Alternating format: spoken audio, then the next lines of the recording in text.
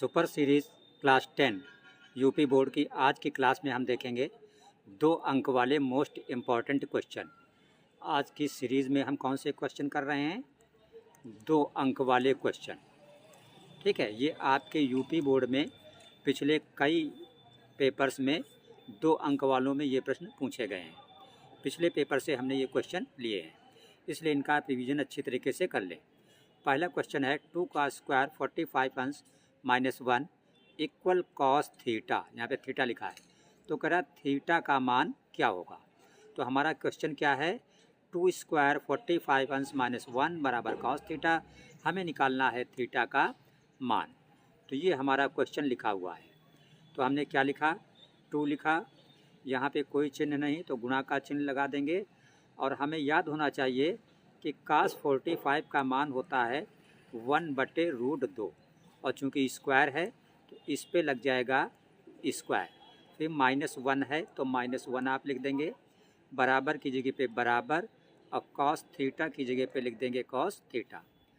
तो 2 इंटू, आप जानते हो 1 का स्क्वायर 1 होता है और जब √2 का स्क्वायर करोगे तो सिर्फ 2 हो जाएगा, क्योंकि रूट वाली संख्या का जब हम स्क्वायर करते हैं तो क्या होता है, सिर्फ रूट का निशान जो है वो हट जाता है। फिर ये -1 है तो आप -1 लिख दोगे, बराबर की जगह बराबर और cos थीटा की जगह पे आप लिख दोगे cos थीटा। तो यहाँ से 2 और 2 कट जाएगा तो क्या बचा 1 और फिर -1। जब आप 1 से 1 घटाओगे तो क्या बचेगा 0 और बराबर इधर क्या है cos थीटा। हमें निकालना है थीटा का मान, तो इधर भी cos होना चाहिए। अब हम जब टेबल में याद करते हैं तो हमें पता है cos 90 अंश की वैल्यू 0 होती है, तो इस 0 की जगह पर हम cos 90 अंश लिख सकते हैं। क्यों? क्योंकि cos 90 अंश की वैल्यू 0 होती है। बराबर जे बराबर और इधर cos थीटा की जगह पे cos थीटा। अगर दोनों तरफ से आप cos हटा दें तो इधर थीटा बचा, इधर 90 अंश, मतलब थीटा बराबर 90 अंश। तो हमारा आंसर हो जाएगा थीटा बराबर 90 अंश। ये हमारा आंसर हो गया। देखिए सेकंड क्वेश्चन आपका ये है, लिखा है 2 क्रमागत धनात्मक पूर्णांक ज्ञात करो जिनके वर्गों का योग 365 हो। तो क्रमागत का मतलब कि जस्ट एक के बाद एक, जैसे मान लो 1 2 3 4 5 6, ये सभी क्या हैं? क्रमागत हैं और धनात्मक हैं। तो हमें 2 क्रमागत धनात्मक पूर्णांक निकालना है। तो हम मान लेंगे, लिखेंगे माना क्रमागत। क्रमागत का मतलब क्रम से आने वाले। क्रमागत धनात्मक पूर्णांक। तो अगर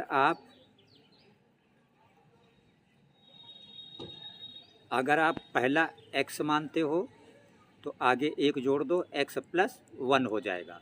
तो ये 2 धनात्मक क्रमागत पूर्णांक हो गए। अब वो कह रहा है कि इनके वर्गों का योग कितना है? 365। तो पहला x है तो इसका वर्ग होगा x² प्लस दूसरा x + 1 है तो इसका वर्ग होगा x + 1 का होल स्क्वायर। और ये बराबर वर्गों का योग कितना है? 365।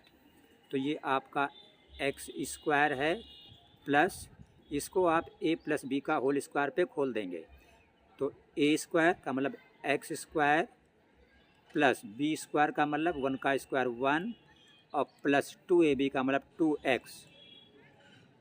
और बराबर यहाँ से क्या हो गया 365।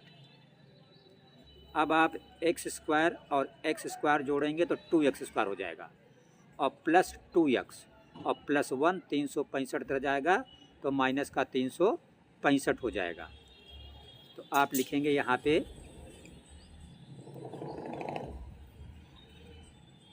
कि ये हो गया 2x² प्लस 2x प्लस 1 और 365 इधर आया तो हो गया माइनस का और बराबर 0। तो ये 2x² प्लस 2x और प्लस का 1 365 माइनस का, तो ये बचा माइनस का 364 बराबर 0। अब इस पूरी समीकरण को आप 2 से भाग कर दो, इससे क्या होगा? समीकरण छोटी हो जाएगी, गुणनखंड करने में आसानी रहेगी। जब 2 से भाग करोगे तो ये एक्स स्क्वायर हो जाएगा, 2 2 कट जाएगा, प्लस यहाँ 2 से भाग करोगे एक्स हो जाएगा, माइनस यहाँ 2 से भाग करोगे तो 2 1 कम 2 1 3, 2 8 16, 2 दूना 4 बराबर ये हो जाएगा 0। अब 182 जो है इसके ऐसे दो टुकड़े करेंगे जिसका घटाना 1 हो, क्योंकि x का गुणांक कितना है 1। तो 182 का जब गुणनखंड आप करोगे, यहाँ पे करके देख सकते हो, तो 2 से 182 को भाग करोगे तो 91 आएगा। फिर ये 3 4 5 6 किसी से नहीं कटेगा, 7 से इसको भाग करोगे तो 13 मतलब 13 आएगा, और 13 सिर्फ 13 से कटता है 1। तो यहाँ पे देखो 7 दूना 14 और ये 13, मतलब 182 के दो टुकड़े कौन से होंगे, 182 के दो टुकड़े होंगे 14 और 13। 14 और 13 का गुणा करोगे 182 होगा, 14 से 13 को घटा दोगे तो 1 हो जाएगा, क्योंकि यहाँ पे इसका गुणांक 1 है। तो 182 के ऐसे दो टुकड़े होने चाहिए जिनका घटाना 1 हो। तो एक्स स्क्वायर को आप एक्स स्क्वायर ही लिख दोगे, प्लस यहाँ पे कुछ नहीं मीन्स 1 की जगह पे 14 माइनस 13, ये जो दोनों टुकड़े हैं, और साथ में क्या है x, तो लिख दोगे x, और फिर माइनस 182 है और बराबर यहाँ पे 0।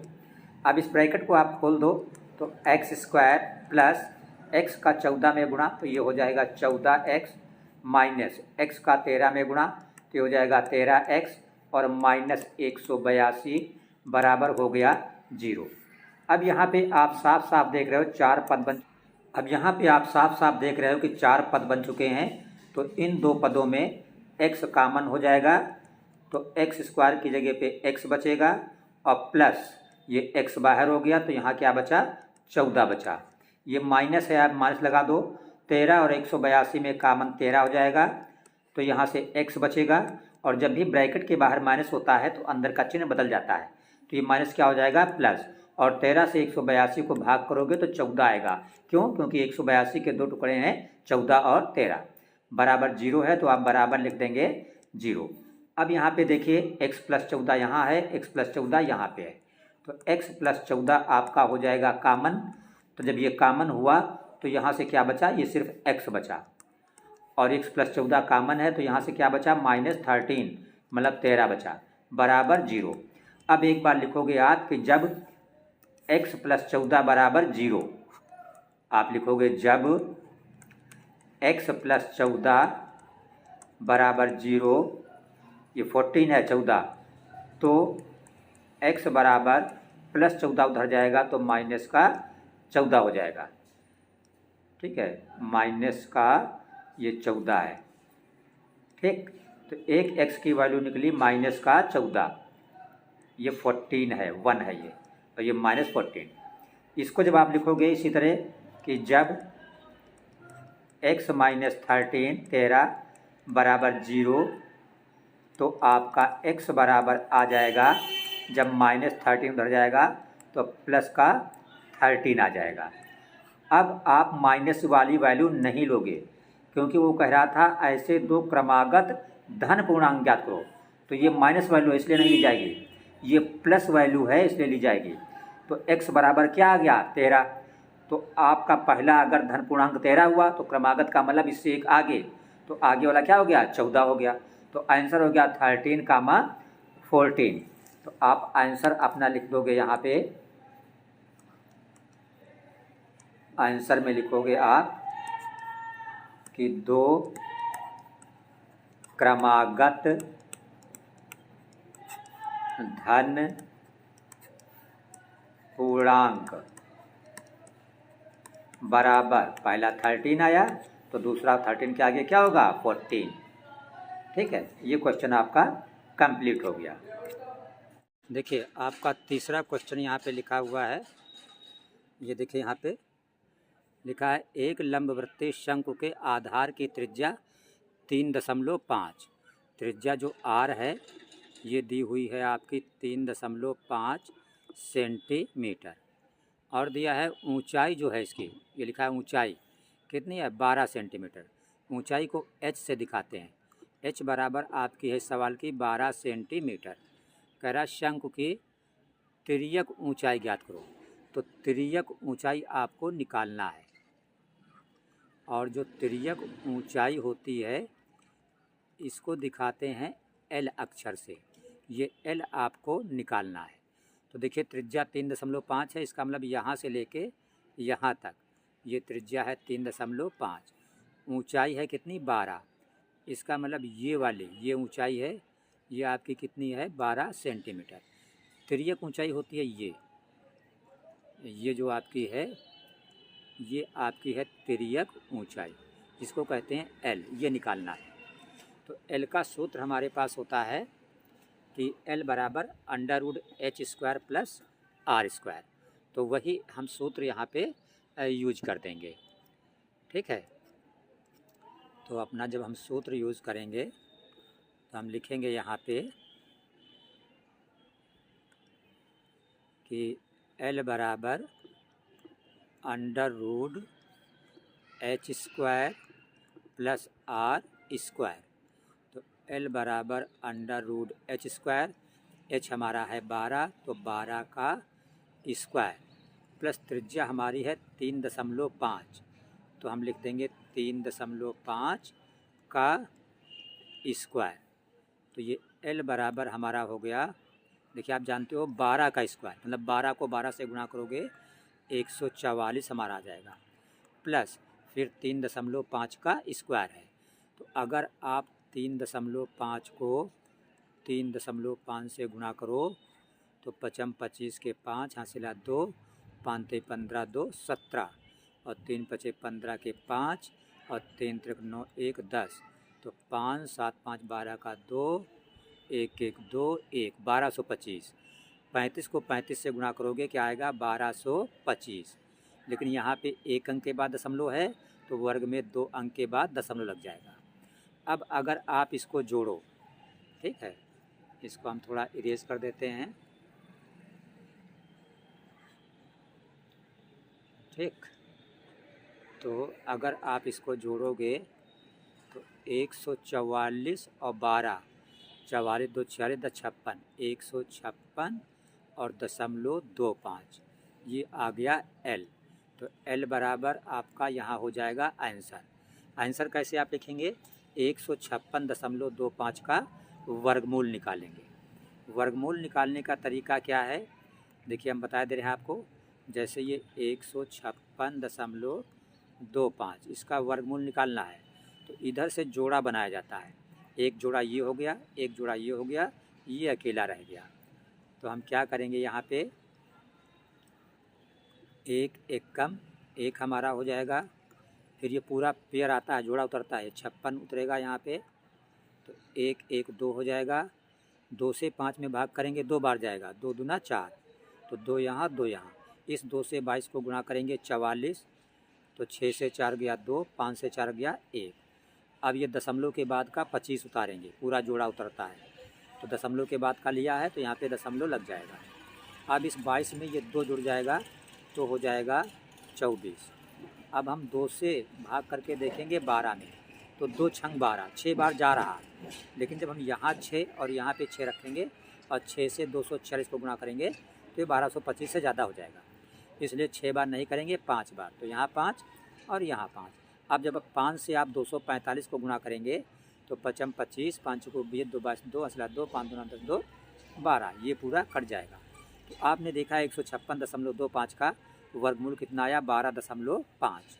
तो यहाँ पे हम लिख देंगे 12.5 सेंटीमीटर। तो ये हमारा हो गया आंसर, ये हमारी तिर्यक ऊंचाई आ गई। देखिए चौथा हमारा क्वेश्चन लिखा है बिंदुओं A, B और -A, -B के बीच की दूरी ज्ञात करो। तो ये बिंदु हमने दोनों लिख लिए। तो पहले बिंदु के निर्देशांक हो जाते हैं x1 और y1 और दूसरा बिंदु आपका हो जाता है x2 और y2। यहाँ पे इनके बीच की निकालनी है दूरी। तो दो बिंदुओं के बीच की दूरी का सूत्र क्या होता है √x1 - x2 का whole square plus y1 - y2 का होल स्क्वायर। तो वही हम यहाँ पे सूत्र लिख देंगे। तो हमने लिखा होल स्क्वायर, ठीक। तो d बराबर √x1 हमारा है a माइनस x2 हमारा क्या है माइनस ए, ये आप देख सकते हैं x2 हमारा क्या है माइनस ए। तो जब यहाँ पे x2 के जब माइनस ए आएगा तो माइनस ए और ये माइनस मिलके प्लस ए हो जाएगा होल स्क्वायर प्लस y1 हमारा है b माइनस y2 हमारा माइनस b, तो माइनस माइनस क्या हो जाएगा प्लस b का होल स्क्वायर। तो यहाँ पे आप देखिए a और a 2a, तो ये हो गया 2a का होल स्क्वायर प्लस ये देखिए b और b 2b, तो ये हो गया 2b का होल स्क्वायर। तो आप जानते हो 2a स्क्वायर 2 का स्क्वायर 4 और a का स्क्वायर a स्क्वायर प्लस 2 का स्क्वायर 4 और b का स्क्वायर b स्क्वायर बराबर अंडर रूट 4 दोनों में है कॉमन, तो यहाँ से बचा a स्क्वायर और प्लस ये 4 बाहर हो गया, यहाँ से बचा b स्क्वायर। 4 का वर्गमूल आ जाएगा 2 बाहर, ये 2 बाहर आ गया, अंडर रूट के अंदर a square plus b square. ये हो गया आपका आंसर। ठीक है, तो जब भी आपसे कहा जाए कि बिंदु a कामा b और minus a comma minus b के बीच की दूरी ज्ञात करो, तो आपका आंसर क्या निकलेगा 2 under root a square plus b square. देखिए लास्ट क्वेश्चन आपका लिखा हुआ है कि निम्न सारणी से माध्य ज्ञात करो। माध्य का मतलब समांतर माध्य। ये वर्ग अंतराल दिया है 0 से 10, 10 से 20, 20 से 30, 30 से 40 और 40 से 50। फिर बारंबारता दिया है 3, 10, 11, 9, 7। तो जब एग्ज़ाम में हम सवाल लगाएंगे तो वर्ग अंतराल और बारंबारता के दोनों कॉलम ये यहाँ पे क्षैतिज है, तो क्षैतिज नहीं हम खड़े बनाएंगे जैसा कि हमने यहाँ पे बना रखा है। ये देखिए वर्ग अंतराल का कॉलम जो आपका दिया है, और वर्ग अंतराल से ये कॉलम अपनी तरफ से बनाया जाता है x का मतलब होता है मध्यमान। ये कैसे बनता है, ये वर्ग अंतराल में 0 से 10 में जैसे 0 क्या है निम्न सीमा, 10 क्या है उच्च सीमा, तो निम्न सीमा और उच्च सीमा को जोड़ के 2 से भाग करके x आता है। तो 0 में 10 जोड़ोगे 10 आएगा और 10 को 2 से भाग करोगे 5 हो जाएगा। 10, 20, 30, 30 को 2 से भाग करोगे 15, 30, 20, 50, 50 को 2 से भाग करोगे 25, 40, 30, 70, 70 को 2 से भाग करोगे 35, 40, 50, 90, 90 को 2 से भाग करोगे 45। तो वर्ग अंतराल से इस तरह x बनाया जाता है और x को कहा जाता है मध्यमान। ये कैसे बनाया जाता है, इसको जोड़ के 2 से भाग करके। अगला कॉलम बारंबारता f होता है जो आपके क्वेश्चन में ही दिया होता है। जैसे यहाँ पे दिया 3, 10, 11, 9, 7, 3, 10, 11, 9, 7, तो यहाँ पे हमने लिखा 3, 10, 11, 9, 7। अब अगला कॉलम ये फिर हमको बनाना पड़ता है f गुणित x, मतलब x और f का गुणा। तो यहाँ पे देखिए हम गुणा करेंगे, 5 का 3 में गुणा करोगे तो क्या हो जाएगा 15 हो जाएगा, 15 का 10 में गुणा करोगे तो क्या हो जाएगा 150 हो जाएगा। अंक के नीचे अंक लिखना ताकि जोड़ने में कोई प्रॉब्लम ना हो। 25 को 11 से गुणा करोगे तो 11 पचे 55, 5 5, 11 दूना 22, 5 27। 35 को 9 से गुणा कर दो, 9 पना 45 के 5 हाँसलिया 4, 9 त्रिक 27 और 4 31। 45 को 7 से गुणा कर दो तो 7 पना 35 के 5 हाँसलिया 3 और 7 चको 28, 3 31। 9 पना 45, 5 लिया 4, 9 3 हाँ दोनों बराबर हैं। अब योग लिखते हैं, तो योग में क्या होता है बारंबारता का जोड़ किया जाता है और fx का जोड़ किया जाता है। तो बारंबारता के जोड़ को f है तो जोड़ का मतलब सिग्मा f बोला जाता है। तो ये कितना होगा 3, 1 4, 4 और 9 13, 13 7 20 का 0 हाँस लिया 2, 2 1 3, 3 1 4, ये हो गया आपका 40। अब इसको जोड़ेंगे, इसके जोड़ को कहेंगे सिग्मा fx, सिग्मा का मतलब जोड़। तो 5, 5 10, 5 15, 5 20 का 0 हाँस लिया 2, 2 1 3, 5 8, 7 15, 1 16, 1 17 का 7 हाँस लिया 1, 1 1 2, 2 4, 3 7, 3 10, ये आया 1070। Sigma fx 1070, sigma f 40। हमें निकालना है माध्य। माध्य का मतलब समांतर माध्य। तो माध्य लिखो या लिखो समांतर माध्य, एक ही बात होती है। और इसका सूत्र होता है सिग्मा fx बटे सिग्मा एफ। तो सिग्मा एफ एक्स आपका आया है 1070 और सिग्मा एफ आपका है 40। तो ये जीरो कट जाएगा, ऊपर बचा 107 और नीचे बचा आपका 4। तो 4 से जब आप 107 को भाग करोगे, 4 दूना 8, 2 10, 2 पे 7 27, 4 छंग 24, 3 27, दशमलव 3 पे 0 30, 4 7 28, 2 30, 2 पे 0 20, 4 पंचे 20। तो ये आपका माध्य आ गया, मतलब समांतर माध्य। ये आपका हो गया इस क्वेश्चन का आंसर। ठीक है, तो आई होप ये सभी क्वेश्चन आपको अच्छी तरीके से समझ में आए होंगे। डेली शाम 7 बजे हमारे channel YouTube channel yes coaching पर विजिट करें, चैनल को सब्सक्राइब करें ताकि कक्षा 10 की हर इम्पोर्टेंट वीडियोस आप तक आसानी से पहुंचती रहे।